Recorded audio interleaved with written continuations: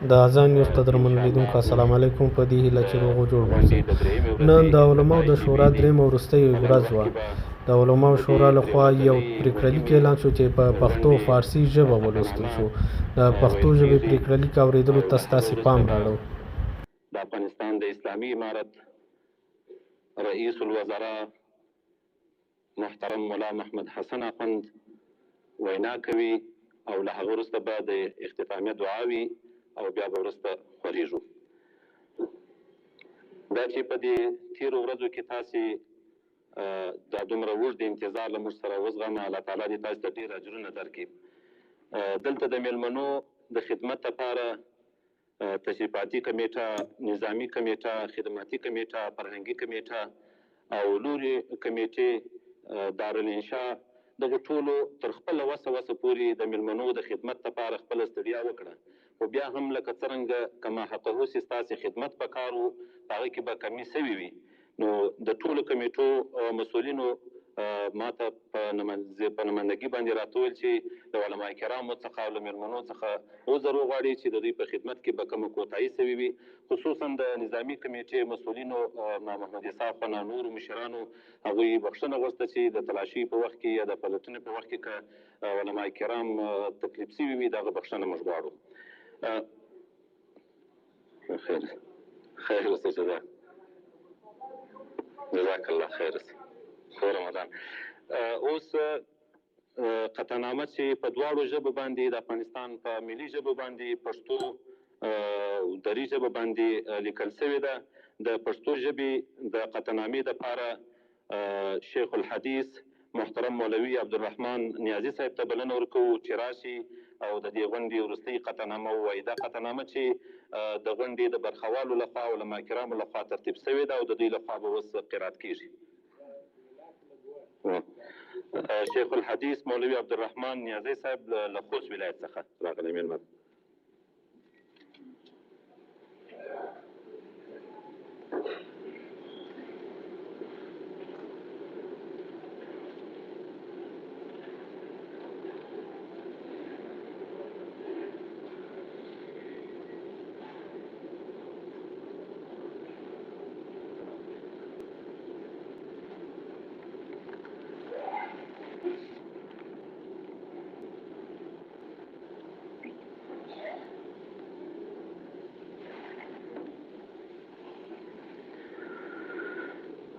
السلام علیکم ورحمت الله وبرکاته. بسم الله الرحمن الرحیم. د افغانستان د علماو د لوی غونډې پریکړه لیک دا چې افغانستان یو اسلامي هیواد دی او په تاریخي لحاظ دینی علماء کرامو، متدینو قومي مشرانو، مخورو او مجاهدینو همیشه د هیواد په ازادۍ ساتنه، نظام سازی او د خپلو دینی او ملي ارزښتونو په دفاع کې اساسي نقش درلودلی دی.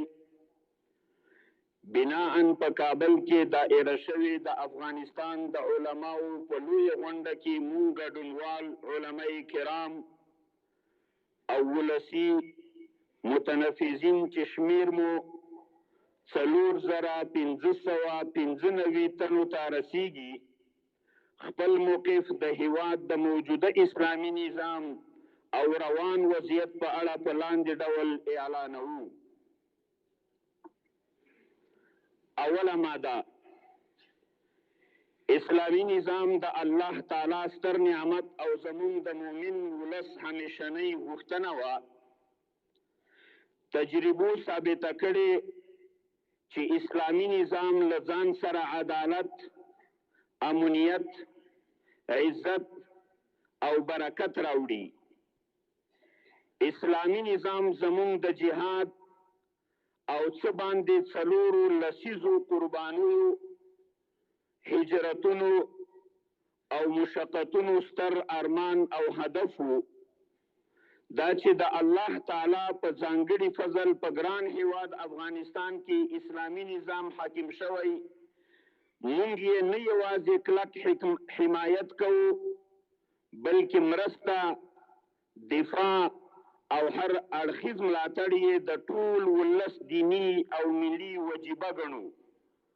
دا ټوله خبره ده کومه اوله ماده چې مونږ اعلان کړه دا تاسو ټولو ته د منلو وړ ده او که نه؟ ټول ښه په اخلاص سره لاسونه اوچت کړئ. خیر اوسئ. دویمه ماده، مونږ د افغانستان اسلامي امارت له زعیم امیر المؤمنین شیخ الحدیث هبت الله اخونزاده حفظه الله ورعاه سره خپل بیعت یو ځل بیا تجدیدوو او په کلکه یې ملاتړ کوو. نومولی مو د افغانستان د شرعي حاکم او اسلامي امارت د امیر په حیث منلی او منو یې او له الله جل جلاله څخه ورته په ټولو دیني او دنیاوي چارو کې توفیق غواړو. دا خبره څرنګه د امیر المؤمنین سره موږ تاسې بیعت وکړو او مخکې نه م کړی وو، منو یې او که نه؟ دریمه ماده،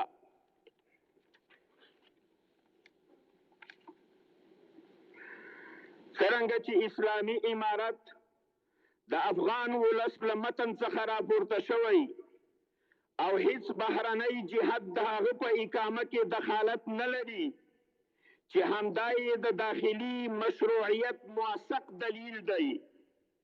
دغه راز یې په ټول هیواد کې سرتاسري امنیت تامین کړی، د قدرت جزیرې له منځه وړي، افغانستان او د سیمې نورو هیوادونو ته متوجه ګواښونه یې خنثی کړي، په حکومتدارۍ کې د فساد، غصب او اختلاس کلتور ختم کړی او په افغانستان کې یو مرکزی واکمن نظام رامنځته کړی ده. د دې نظام تقویه نه یوازې د افغانستان او سیمې بلکې د ټولې نړۍ په ګټه ده. بناءً د سیمې او نړۍ پر هیوادونو په ملګرو ملتونو او نورو نړیوالو سازمانونو بالخصوص اسلامي هیوادونو او سازمانونو باندې غږ کوو چې د اسلامي امارت د یو مشروع نظام په حیث په رسمیت وپیژنئ، مثبت تعامل ورسره وکړئ، له افغانستان څخه ټول بندیزونه پورته، د افغان ولس کنګل شوې شتمنۍ آزاده او د هیواد په اقتصادي ترقي او بیا رغونه کې زموږ د ملت ملاتړ وکړئ. د دې مادې تایید مبارک ټول لاسونه اوچت کړئ.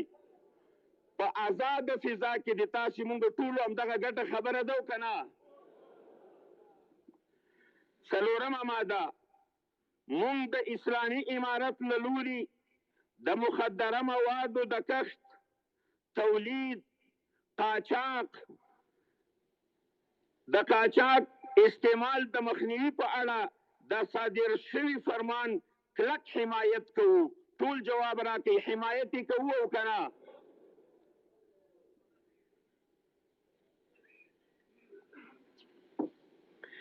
پنځمه ماده، موږ د متقابل احترام او تعامل اصل ته په پام سره له ګاونډیو هیوادونو، سیمې او نړۍ سره د عدم مداخلې له سیاست او د هغوی پر خلاف د افغانستان د خاورې د نه استعمال په اړه د اسلامي امارت له موقف څخه ملاتړ کوو.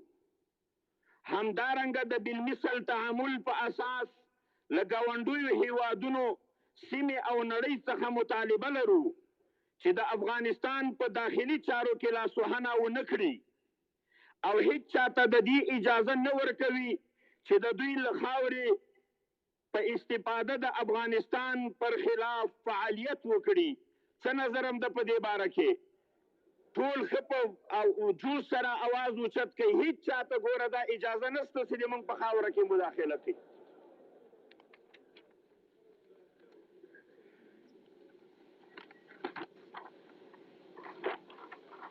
شپږمه ماده، د افغانستان اسلامي امارت یو حاکم اسلامي نظام دی چې په ټول هیواد سلطه لري، په هیواد کې امنیت او عدالت تامین کړی دی. د دې نظام په وړاندې هر ډول مسلحانه مخالفت بغاوت او فساد فی الارض ګڼل کیږي چې د فکول په امارت او ملت واجب دي. همدارنګه د همدې حاکم اسلامی نظام هر نوع مخالفت چې له اسلامی شریعت او ملي منافع سره په ټکر کې وي فساد او ناروا عمل دی. د تایید لاسونه اوچت کړي د دې ماده. ومه ماده پر ملت غږ کوو چې د داعش په نوم فتنګر د دې عصر خوارج او باطله ډله ده چې زمونږ په اسلامي هیواد کې فساد خپروي. د دوی سره هر قسم مرسته او تعلق شرعا ناروا عمل دی. ټولو ته قابل د قبول ده که نه؟ اتمه ماده پر هغو علماو چې د ټولنیزو رسنیو له لارې اختلافي موضوعات راپورته کوي غږ کوو چې له مناظرو او زبان او زیان اړونکو بحثونو څخه په کلکه ډډه وکړي، ځکه له دې عمله خلکو کې اختلافات او تشویشونه پیدا کیږي او په ملت کې د فتنې سبب ګرځي. همدا غږ علماو ته کوو که نه؟ نهمه ماده په اسلامي امارت غږ کوو چې عدالت، دینی او عصري تعلیم، صحت، زراعت، صنعت د اسلامي مقدس شریعت په رڼا کې د اقلیتونو، ماشومانو، میرمنو او ټول ولس حقوقو او په ټوله کې هر اړخیز پرمختګ، اقتصادي ودې او متوازن انکشاف ته خاصه توجه وکړي. د ټولو خوښه ده همدا که نه؟ لسمه ماده موږ د اسلامي امارت په مشرتابه غږ کوو چې خپل موجود وحدت نور هم مستحکم کی، نور هم مستحکم ملي وحدت لا پیاوړی او ارضي تمامیت وساتي، د ملي مصالحو په تحقق، د فقر او بیکاری په مخنیوي او د ولسي رفاه په لاره کې رغنده ګامونه واخلي. دا ماده ټولو ته تایید ده او که نه؟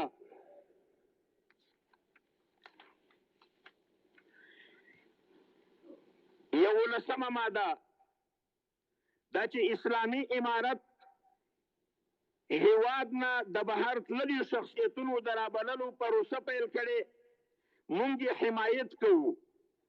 افغانستان د ټولو افغانانو ګډ کور دی. هیڅوک باید دلته د پردیتوب احساس ونه کړي. له هیواده بهر شخصیتونو څخه مو غوښتنه دا ده چې رامنځته شوی وضعیت یو فرصت وبولي، خپل هیواد ته راستانه شي او د پردیو په لمسون د مغرضانه فعالیتونو څخه ډډه وکړي. د دې ماده په باره کې څه وایي؟ ټول ښه په کلکه باندې اواز اوچت کړئ. په آخر کې زه دا یو شعر د تاسې په مخ کې عرض کوم. دا د ناستې غونډې د ټولو په نمایندګۍ باندې د امارت اسلامي مشرانو ته ډاډ نه بلکې یو حقیقت ورته وایم. هغه دا ده چې تاسو ته هغه شعر بهترین معلوم ده چې یو ځل مجنون ته چا وویلې چې دا لیلا د ته څه ده چې هر وخت همدا د لیلا ذکر کوي، لیلا ده و لیلا ده. د جواب کې ورته وویلې من کیم لیلا و لیلا کیستی من کیم لیلا و لیلا کیستی من ما یکی روحیم آن دردو بدن. تاسو ټول هم دغه خبره ده او که نه؟ مونږ د امارت په حقیقت کې صرف دا ده چې یو روح په دو بدنونو کې تقسیم یو. دا حقیقي خبره ده. وصلی الله علی خیر خلقه محمد وعلى آله وصحبه اجمعین الطیبین الطاهرین.